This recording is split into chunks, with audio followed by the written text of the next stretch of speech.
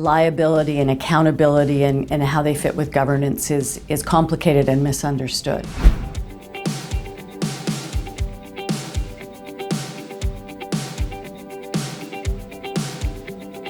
The Act says they're responsible for overseeing the operation of the organization. So if you think about it as a board member, that sounds huge. I've got to make sure everything's done right.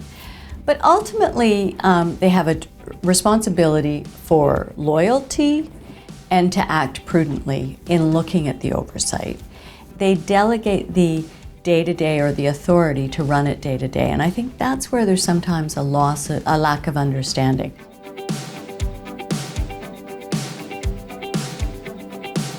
In Ontario today, but with the new law and under the Canada Not-for-Profit Corporations Act, if you're a nonprofit that raises money from the public, you have to have at least 3 board members.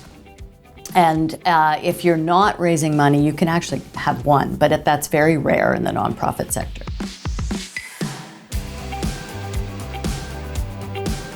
The law just basically says the group of directors have to manage that organization, have to have oversight over that organization, and you can do it in many ways. So the traditional, fundraising committee of board members, strategic planning done at the board level, finance committee or the audit committee, yes, it's smart on those latter 2 to have a board member, but it's really staff who drive those roles, staff who are critical to that, because they're the ones who are on the ground day to day. They understand what exactly the organization's doing.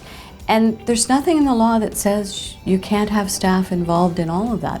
There's nothing in the law that says you have to do, you have to have all those structures, but we've adapted them over time or adopted them over time, I think, because of the traditional views, quite conservative and almost paternalistic view of governance.